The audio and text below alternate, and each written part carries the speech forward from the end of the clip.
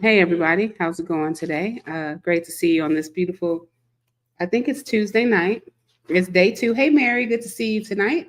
It is day two of showing up and healing my way forward out loud, live, and in person. That is what this live series is called.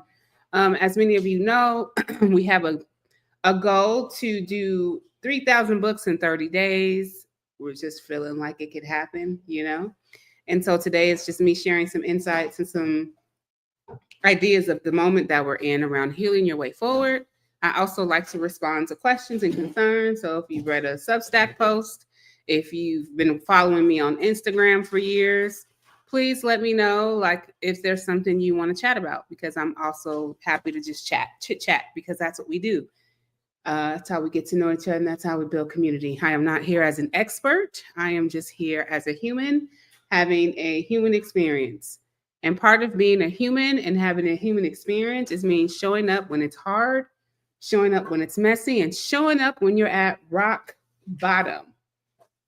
You know, but there's certain types of things that I really like to think about in life. Will Smith talked about this on a podcast. He said that there is rock bottom and there's cliff top. And so we all know what rock bottom is, right? It's that part of your journey where you're like, I don't know how I'm going to get through this. I don't know where I'm going, but I'm at the bottom, right? Like that's that rock bottom. And then you have cliff top. And cliff top is when you're like, you hit the pinnacle of success, you at the top. And then all of a sudden you feel like you just fell off the cliff and you're just back at the bottom again. And so that's what happens in life, and that's what happens on the journey, is that you reach these moments where, you know, if you're a Christian, you know the Lord's the I can't remember the scripture, but it says, yea, though I walk in the valley of the shadow of death, I will fear no evil. That part.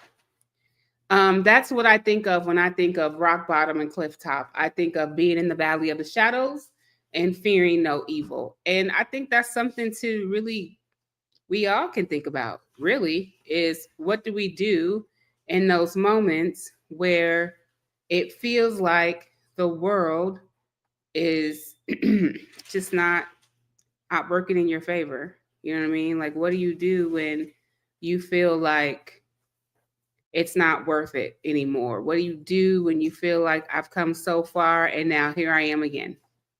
And I think it goes with hope. Hey, Christine, thanks for being here. Hey, Rachel, thanks for being back. Hope. And when I say hope, like what I think about is Star Wars. I am a huge Star Wars fan. I love sci-fi. I love Afrofuturism. Some things about me that a lot of people don't know. But I think of like Princess Leia, like all we have is hope. Like it literally feels like we are the resistance and the Republic is doing what it's going to do. So we have to do our best to hold on to hope and to hold on to each other. And how do we hold on to each other when we don't know how? Right? We don't know how to hold on to each other because we have not been taught and we have not been socialized to actually be in true relationship and to community. And right now, what we're seeing is that everybody has lost their humanity. I don't even know if we know what it means to be human anymore, because we are so busy holding on to power and power grabbing that it's probably hard to tell, and it's probably hard to identify what's real from what's not real. If you see me turning my head, it's because there's 3 screens. There's Substack, Instagram, YouTube, Facebook, and TikTok, all at the same time. Yay. I wasn't going to do this live if I were to keep it 100 with all y'all. I was like, I am not feeling it. I'm not going to do it. I'm tired. It's been a long day. But I told myself that I would stay committed, that I would show up no matter how tired I was, no matter how I felt. I was going to show up twice a day to be in community, to check in with folks, and to talk about Heal Your Way Forward, because that's the moment that we're in. You know, when we talk about heal your way forward, it's also a practice of Sankofa, which means that you also have to look back at your past and pull out lessons that you need to learn for your journey forward. I personally believe that we are in the past, present, future realities in multiple timelines at one time in a lifetime. Hey, Liz, thanks for being here. And how do I know it's true? How do I know it's true that we are in multiple timelines, in multiple moments, in multiple lives? Well, here's how you know. When you wake up in the morning, if you haven't reached for your phone, right, you have awakened to that fresh start of your morning, the timeline. Good morning, happy rising. We like to say good awakenings over here. Because when you learn about the etymology of words, you probably don't want to say good morning anymore. I can talk about that in one of the lives later on this week. So you wake up and you're like, okay, fresh start. Good morning. Hey, Shauna, nice. Thanks for being here. And then if you reach for your phone, guess what? You have just entered a timeline, a portal. There is scientific research that shows that if you reach for your phone the first thing in the morning, that is when your nervous system gets dysregulated and you get that first dopamine hit. And from that one dopamine hit in the morning, it can take you to seeking multiple dopamine hits throughout your day, right? That's what happens when we look at our technology first thing in the morning. We enter a timeline because when you wake up, you might wake up feeling tired. You roll over, you grab your phone, you're like, oh, I'm so tired. And you start scrolling. You have just entered a timeline because everything you see with your eyes, hear with your ears, these are gateways and they're portals to your consciousness, right? And so when you think about like, what does it mean to heal my way forward? It's what am I allowing myself to take in before I even start my day? That's a portal. Hey, Ashley, thanks for being here. What am I doing each and every day? What portals am I entering? Who am I listening to? Am I starting my day with myself or am I starting my day in unconsciousness? And many of us who wake up in the morning, I've been guilty of this too. You roll over, you reach for your phone and you log into the apps and you're already starting your day off on the wrong foot because you've entered a timeline. So then you look at the time, you get up, you jump in the shower. Okay, it's work, I'm late. You got to feed your kid. Whatever the morning routine is, rushing out the door, outside of your house is another portal. It's another timeline because you don't know who's rushing to get to work. You don't know who's having a bad day on the road. If you're on public transportation, your bus might be late. You are entering multiple moments of your day. I call them timelines. So you have the moment you wake up, you get on social media. The moment you leave your house, so let's say you get to work. You get to work, you're on the work timeline. You already know what that is. You are in Oppression 101. You have to perform and produce for your paycheck. Many of you have high performing jobs and you're actually stressed out right now because you're realizing that this is all too much, but it's in stage capitalism and you have to do what you have to do. Timeline. You are jumping portals and timelines all day. Lunch break, that's a timeline. And guess what? You get to choose what you do on your lunch break. And some people on their lunch break, they get right back on their phones on social media and they're back in the social media portal. You get off work, you're commuting. You get home, you fix dinner. Same routine. You're spending all of your day from moment to moment putting yourself in timelines that are disrupting and dysregulating your nervous system and your sensory system, and you're always on sensory overload. When I think of the Heal Your Way of Forward approach, I think about Sankofa. How do I look back? Okay, wait a minute. Prior to 2007, I'm telling my age, my son was 2 years old. Maybe my son was just born when Facebook came out. But people were still talking on the phone, connecting as humans. And then we got social media. And then we got digital marketing. And then it was thing after thing after thing. And it introduced us to ways to mess up our consciousness. So we're not really in conscious awareness. You know, one of my quotes that I've said, I think it's in Heal Your Way Forward or it's in a book I'm working on now. It says, whiteness is so addicting that you have to be in a constant state of awareness to see it. And a lot of us are not in consciousness and in constant states of awareness because we've been in multiple portals and multiple timelines all day trying to figure out how to just simply survive, how to stay informed, how to make sure we're on the journey, how to make sure we're taking the right steps on the journey. And we don't know the steps that we're taking because we're going from thing to thing, we're portal hopping. You know, you see a lot of people online talking about timeline jumping. You are already doing it. This is already a timeline that we're on. Even right now, watching me, you're on my HT Hills timeline. You've decided that I'm going to see what this woman is talking about. I see all these books behind her. I see her on all these different apps at the same time. What is she talking about? I'm just talking about healing your way forward. I'm just showing up for the collective, Showing up for questions. If you have questions, please ask your questions about liberation, decolonization, and performance, listening, grief, addiction to whiteness. We got a Substack article coming out tomorrow. Hey, Hannah. We have a Substack article coming out tomorrow on the addiction to whiteness.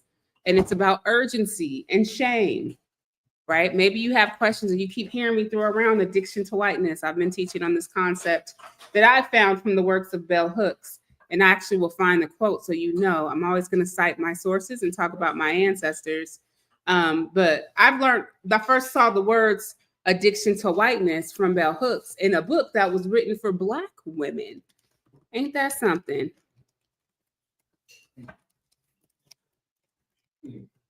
I'm just gonna try to pull it up.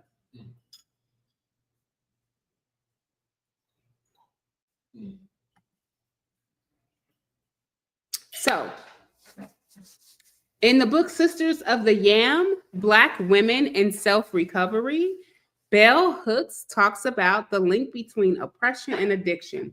So me saying addiction to whiteness or addiction to oppression is not new because Bell Hooks said it before I said it. So giving honor to Bell Hooks, who actually brought this up. But she suggests in this book that addiction rises from the inability to control one's own life and the constant exposure to racist and sexist systems, living without the ability to exercise agency over one's material life situation, and that invites addiction. So in the book, Sisters of the Yam, Black Women in Self-Recovery, Bell Hooks talks about addiction. And I believe she has another quote specifically for people in white bodies. Now, a lot of things lately people have been asking me is,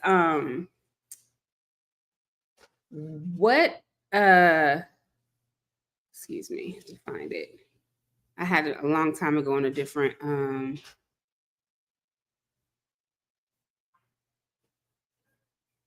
I'll have to find it. It's a quote.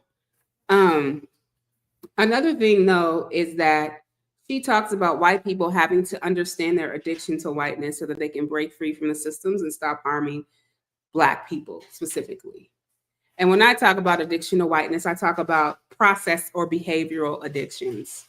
So we know about substance addictions, we know about screens addictions, but we don't talk about process addictions.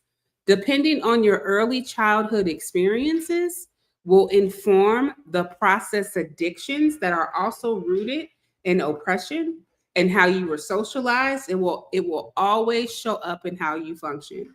So one of the tenets of white supremacy culture is urgency. You will not be able to work on your relationship with urgency until you learn how to decolonize time and slow down. Decolonize time and slow down. And one of the ways that I've worked with people in the past, and when I work with clients one-on-one, we do one goal every 90 days. So if you're going to work on these behaviors, try one every 90 days, but just know it's going to be a lifetime work. So I just want to throw that out there. So let's say, for example, you have this urgency behavior, and it shows up because you're always calling people out for being late to work. You're always calling your family out for something that they're doing. You're always in a rush to get somewhere. A lot of times you're in urgency because it's a trauma response rooted from childhood, having to always rush, having to always be on, having to always be on time. When you learn to decolonize your relationship with time, you will learn how to break free from the sense of urgency. One of the things, this is what I was talking about, that I have my clients do, my one-on-one clients, is especially if they are in Fortune 500 companies and senior leadership roles. This works with all my senior leaders. They all have to practice what we practice in our collective. You start 5 minutes late. Start every single meeting 5 minutes late. It gives people time to settle. It gives people time to show up. And when someone shows up late, borrow this from me. I always say to people, even if they come 30 minutes late, you are not late. You are right on time. Do you know what that does to a person when you tell them, and you are a senior leader, and you tell them you are not late, you are right on time? Imagine if I was your supervisor, or if you work a 9 to 5. and you were in a meeting and you walked into this meeting and you just heard some music and you're like, what are we doing? But your shoulders would start to drop. And imagine if you showed up to the meeting late and your supervisor said to you, you are not late, you are right on time. Thanks for being here. When you hear someone say you are not late, you are right on time, thanks for being here, that's meeting somebody with compassion because you don't know what they went through to try to get to that meeting. Because of our sense of urgency, our sense of starting on time, our sense of being on time, what if you decolonize that? Let people land. When people overly apologize for being late to meetings, you're not late, you're right on time. It's all good. Learn to relax, especially if you're a senior leader. You want to deconstruct at work, start with time. You want to deconstruct in your personal life, start with time. Instead of yelling and screaming at everybody in your life, oh my God, we're late, we're going to be so late. Maybe you're being late.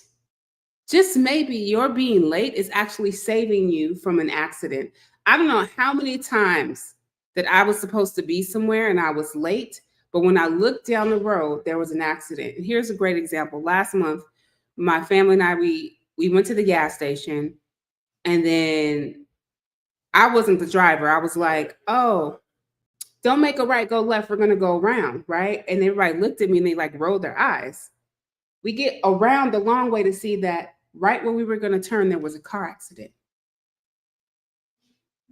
So sometimes learning to deconstruct time, learning to mitigate your sense of urgency can save your life and it can help your spirit. But we never know that because we're always in a culture of go, go, go, go, go, move, move, move, move, move. Like we never just leave spaciousness in our life. We never just decolonize our relationship to time. And everybody deserves the energy to decolonize their relationship with time. How is time holding you back in your life?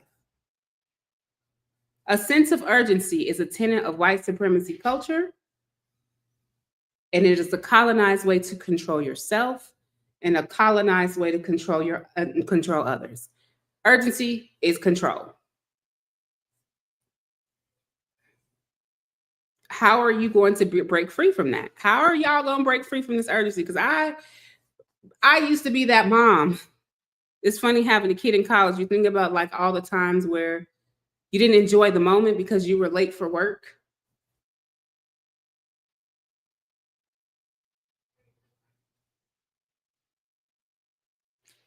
You couldn't enjoy moments because you were always rushing to get to work. You were always rushing to get something done. You were always trying to teach something. How much of our lives do we miss because of our addiction to urgency?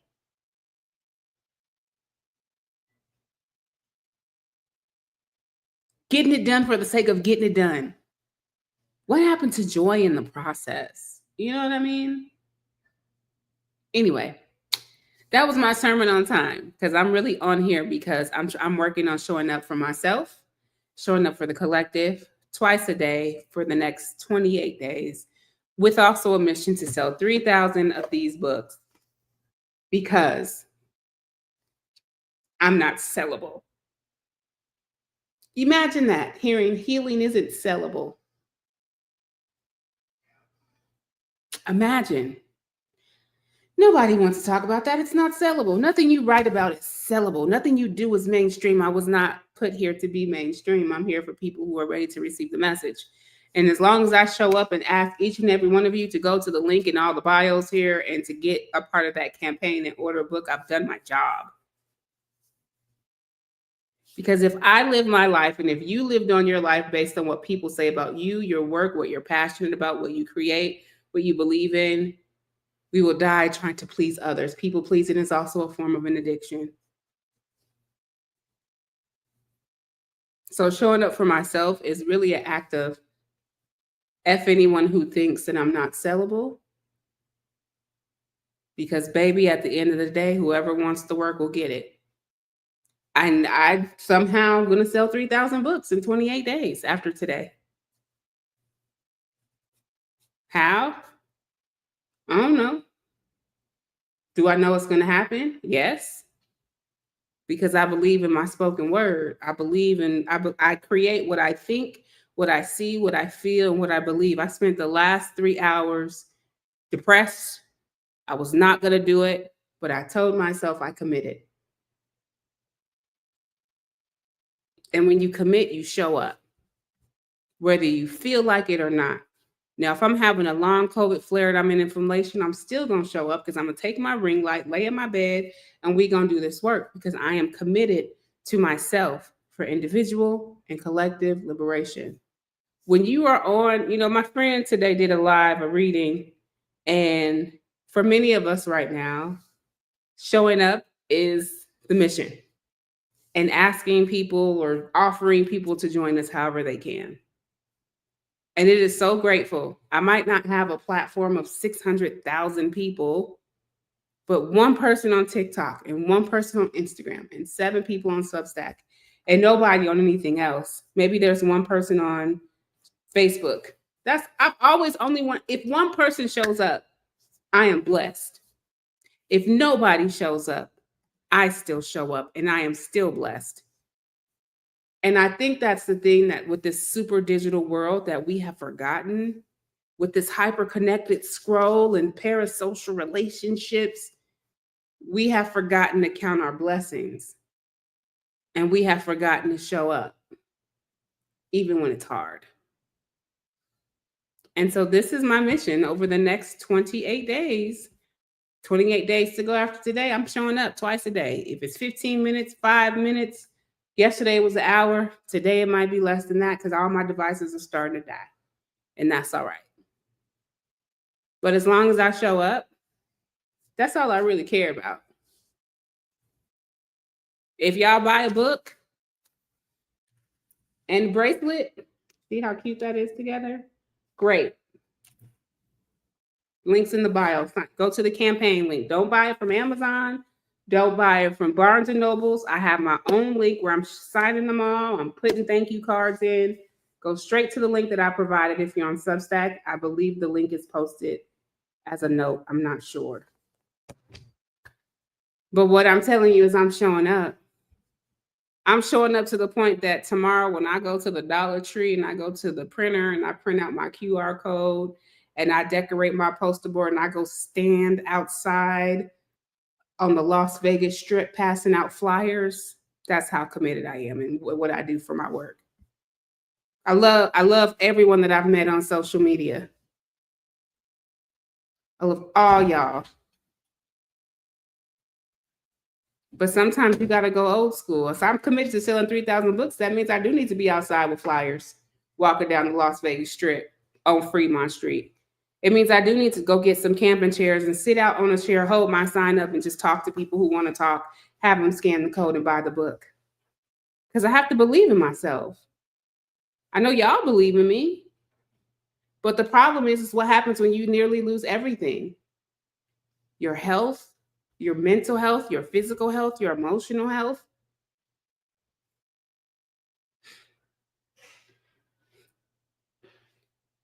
What do you do when you lose everything?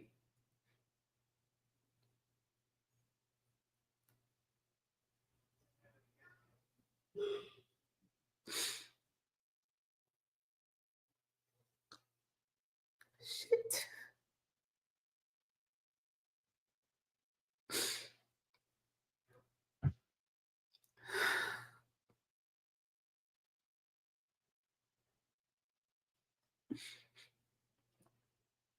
And every day,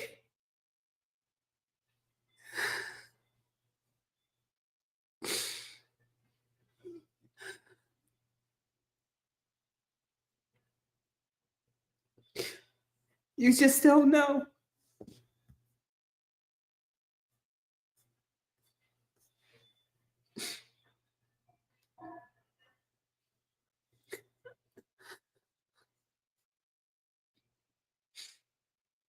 When you lose everything, it is so easy to just say, fuck it.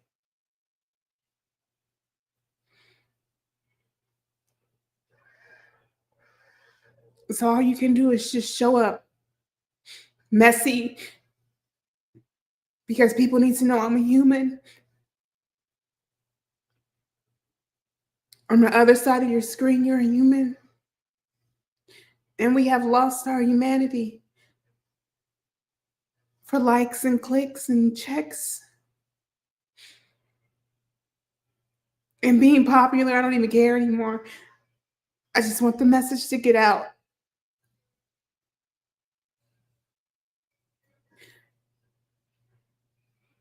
I've been called everything but a child of God, a Zionist apologist, a leftist, a liberal, the most anti-Black. People are putting my book in ChatGPT and writing fucking courses and programs. Just because I'm not suing y'all don't mean I don't see y'all. Know that.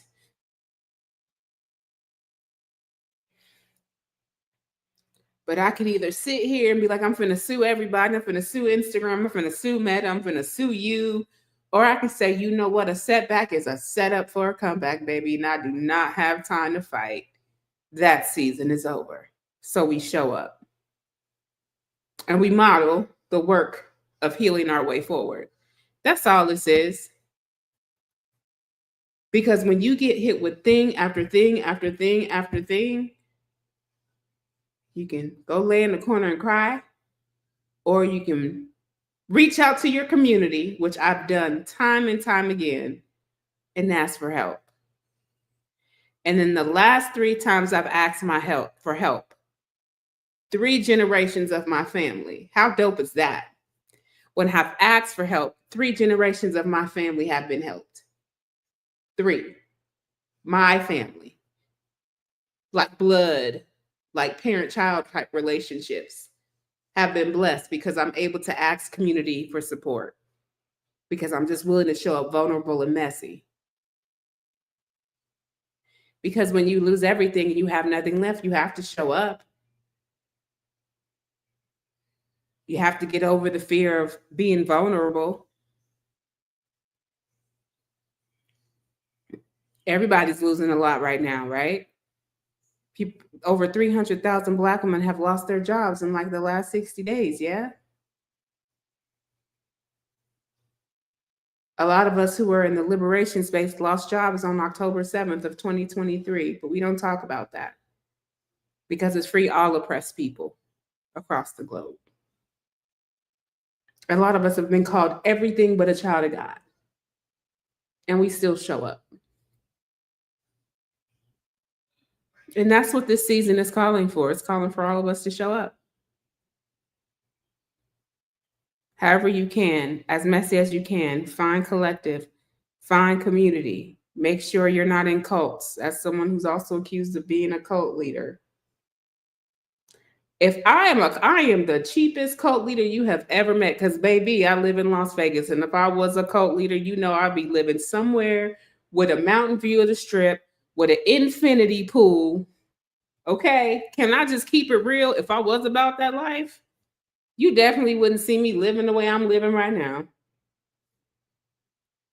You would see red bottoms, apple bottom jeans, and boots with the fur, because it's that season.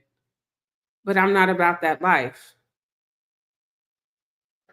We've raised thousands of dollars in a year. We've raised almost $30,000 for people in need. Mostly LGBTQ plus trans and disabled, Black, Indigenous, and white folks. We've been putting in work. And if putting in work is what gets you called a cult leader because you want people to be free thinkers and not tell them what to do and not have hierarchy and order and know how to exist in the system and not of it, then whatever. I don't know. I don't even care about that anymore. What I really care, though, about is everybody learning what it means to heal their way forward, especially if you're in a white body. I want y'all to learn how to get in your bodies.